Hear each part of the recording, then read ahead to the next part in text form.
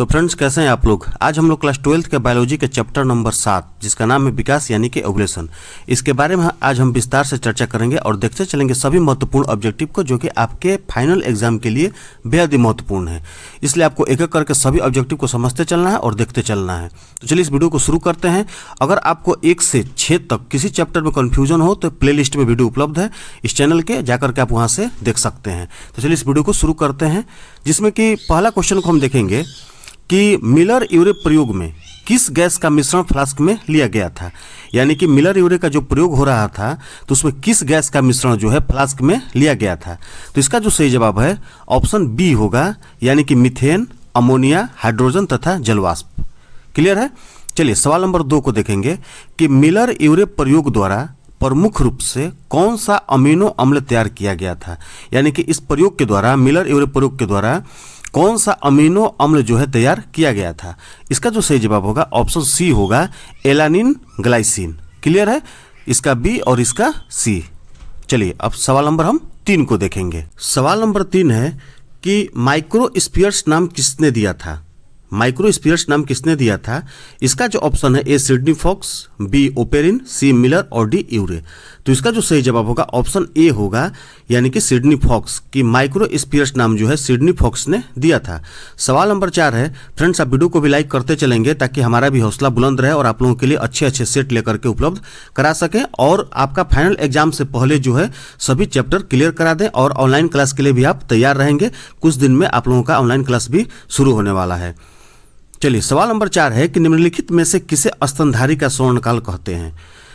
जैसे कि ऑप्शन जो दिया हुआ है A Mesozoic era, B Cenozoic era, C Paleozoic era और डी कोई नहीं। इसका जो सही जवाब होगा ऑप्शन बी होगा, सिनोजोइक एरा। यानी कि निम्नलिखित में से किसे स्तनधारी का स्वर्णकाल, तो सिनोजोइक एरा को स्वर्णकाल कहते हैं। सवाल नंबर 5 है कि निम्नलिखित में कौन सा संयुक्त कड़ी है पक्षी एवं स्तनधारी के बीच। निम्नलिखित में यानी कि जो 4 ऑप्शन दिया हुआ है इसमें कौन सा जो कड़ी है, संयुक्त कड़ी है पक्षी एवं स्तनधारी के बीच में। जैसे ऑप्शन को अगर हम पढ़ेंगे तो सिमैरिया है ऑप्शन ए, बी है आर्क्योपटेरिक्स, ऑप्शन सी है पेरिपेट्स और डी है डिप्नोई। तो इसका जो सही जवाब होगा ऑप्शन बी होगा, आर्क्योपटेरिक्स। क्लियर है। सवाल नंबर 6 है कि निम्नलिखित में कौन सा समजात अंग है। निम्नलिखित में कौन सा समजात अंग है। तो इसका जो ऑप्शन दिया हुआ है बोगेनविलिया, ऑप्शन बी कीट एवं पक्षी का पंख, ऑप्शन सी है डॉल्फिन का फ्लिपर्स एवं शार्क का पेक्टोरल फिन्स और ऑप्शन डी है मधुमक्खी एवं बिच्छू का डंक। तो इसका जो सही जवाब होगा ऑप्शन ए होगा फ्रेंड्स, कि निम्नलिखित में कौन सा समजात अंग है। तो समजात अंग जो है बोगेनविलिया है। याद रखेंगे आप, बोगेनविलिया। चलिए अब हम सवाल नंबर 7 को देखते हैं। सवाल नंबर 7 है कि निम्नलिखित में कौन सा समरूप अंग के उदाहरण है। वो था समजात अंग और ये है समरूप अंग। निम्नलिखित में कौन सा समरूप अंग के उदाहरण है। ठीक है।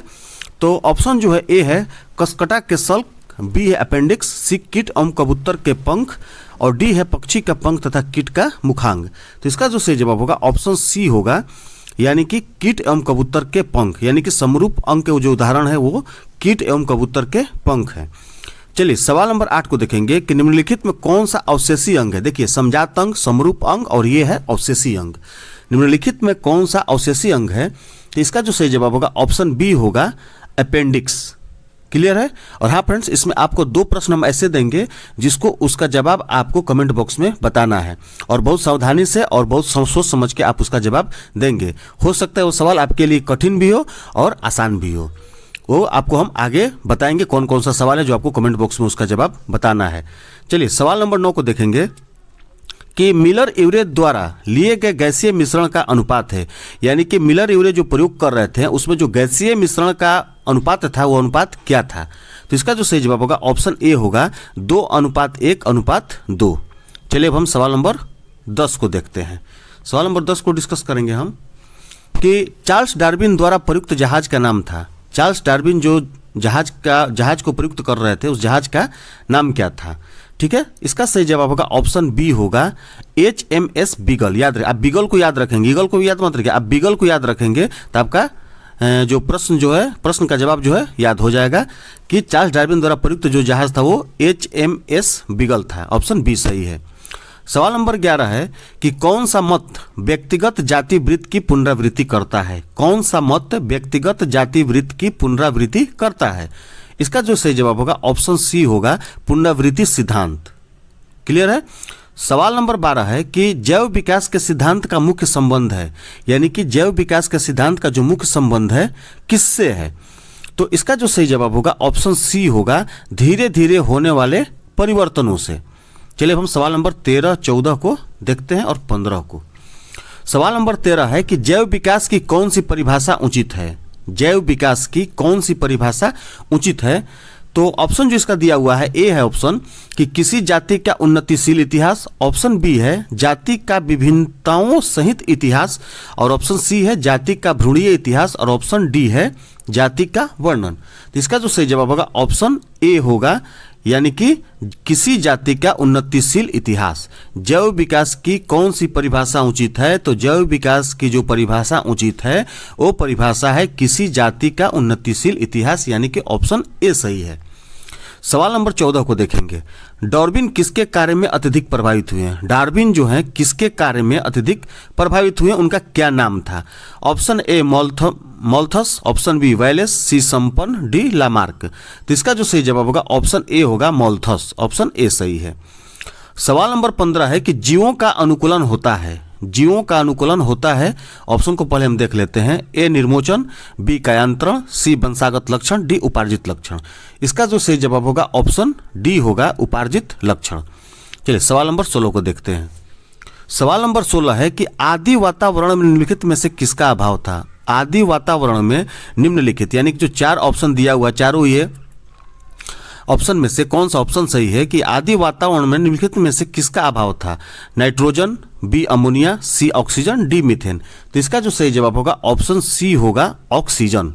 क्लियर है। अब हम सवाल नंबर 17 को देखेंगे। सवाल नंबर 17 है, देखिए यही सवाल जो है 17 नंबर, अब आपको इसका जवाब जो है कमेंट बॉक्स में बताना है लिख करके कि इस चारों ऑप्शन में कौन सा ऑप्शन सही है। हम प्रश्न को पढ़ देते हैं।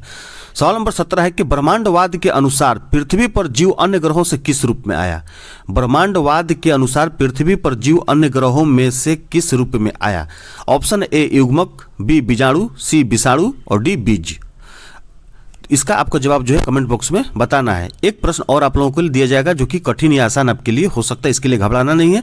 जो अब जवाब दीजिएगा उसको आपको उसका जवाब मेरे तरफ से दिया जाएगा। सवाल नंबर 18 है कि वैज्ञानिक एस.एल. मिलर ने कार्बनिक अणुओं के गठन के लिए अपने प्रयोग में जलवाष्प, मीथेन, अमोनिया के साथ निम्नलिखित गैस का उपयोग किया।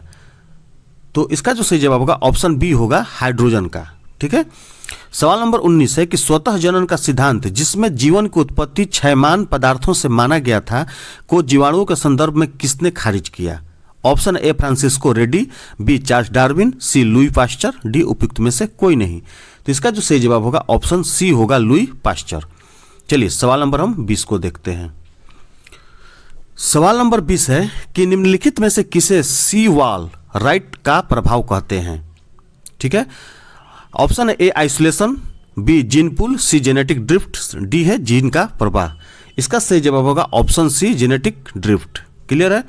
सवाल नंबर 21 है कि प्रथम उभयचर प्राणी के रूप में विकसित मछलियां जो आज के मेंढक और सैलामांडर के पूर्वज बने। देखिए फ्रेंड्स, आप कोई भी प्रश्न को देख करके आपको घबराना नहीं है, उस प्रश्न को पहले समझ लीजिए, और अगर आप आसानी से अगर उस प्रश्न के जवाब को सोचते हैं तो आपको कोई ना कोई प्रश्न का जवाब ऐसा आएगा जो कि बिल्कुल सही रहेगा। आप दिमाग पहले माइंड को कंसंट्रेट करें, इसके बाद जवाब को दें। कितना भी आपका ऑब्जेक्टिव हो, आप पहले सवाल को समझें, इसके बाद जवाब को दें। चूंकि आपको पूरे 2 साल पढ़ने को मिलता है, 2 साल में आपको आपके सामने कभी ना कभी प्रश्न आया होगा और आप उसको क्लियर कर सकते हैं। आप ये सोच के रखें। चलिए, तो क्या प्रश्न था कि सवाल नंबर 21 था कि प्रथम उभयचर प्राणी के रूप में विकसित मछलियां जो आज के मेंढक और सैलामांडर के पूर्वज बने। इसका जो सही जवाब होगा ऑप्शन ए होगा, सीलाकेंथ। ऑप्शन ए सही है। सवाल नंबर 22, ये प्रश्न जो है आपके लिए दिया जा रहा है। ठीक है। आपको इसका जवाब कमेंट बॉक्स में देना है। ये आपके लिए सवाल कठिन और आसान दोनों हो सकता है। प्रश्न को हम पढ़ते हैं। अनुकूलन के आधार पर भिन्न जीवों के बीच समानता कहलाती है। अनुकूलन के आधार पर भिन्न जीवों के बीच समानता कहलाती है। ऑप्शन ए समानांतर विकास, बी अपसारी, सी अभिसारी और डी क्रमिक विकास। इसका ऑप्शन जो भी सही हो आपको इसका जवाब जो है कमेंट बॉक्स में बताना है। सवाल नंबर 23 है कि ऑस्ट्रेलियाई शिशुधानी, तस्मानियाई भेड़िया तथा एक अपरा स्तनी भेड़िया दर्शाते हैं, माने क्या दर्शाते हैं, मतलब कि इसका सही जवाब होगा ऑप्शन सी अभिसारी विकास। चलिए सवाल नंबर 24 और सवाल नंबर 25 को भी हम देख लेते हैं। सवाल नंबर 24 है कि जीव संख्या के समस्त जीनों का योग कहलाता है। जीव संख्या के समस्त जीनों का योग जो है क्या कहलाता है? इसका जो सही जवाब होगा ऑप्शन ए होगा जीन कोष। अब हम सवाल नंबर 25 को देखेंगे। सवाल नंबर 25 है कि मानव का उद्गम स्थल माना जाता है, यानी कि मानव का जो उद्गम स्थल है कहाँ से हुआ, किस जगह से हुआ। तो इसका ऑप्शन जो है A Asia, B Africa, C Europe, D America. इस प्रश्न को आप भी मान के चलेंगे, यानी कि हो सकता है कि आपके आने वाले फाइनल एग्जाम में ये प्रश्न आपको पूछे कि मानव का उद्गम स्थल माना जाता है। मानव का उद्गम स्थल माना जाता है, किसे माना जाता है, किस जगह को माना जा सकता है, किसी भी तरह से घुमा के प्रश्न आपको ये पूछ सकता है। तो इसका जो सही जवाब होगा ऑप्शन बी होगा, यानी कि अफ्रीका।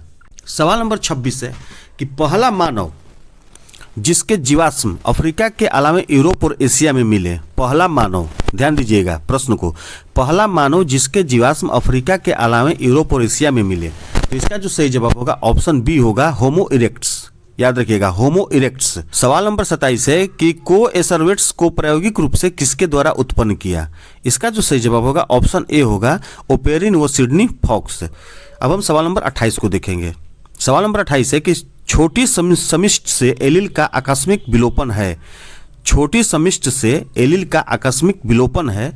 ऑप्शन है ए अनुकूलन, बी आनुवंशिक अपवाहन, सी जाति निर्माण और डी चयनात्मक दाब। इसका जो सही जवाब होगा ऑप्शन बी होगा आनुवंशिक अपवाहन। अब सवाल नंबर हम 29 और 30 को देखेंगे।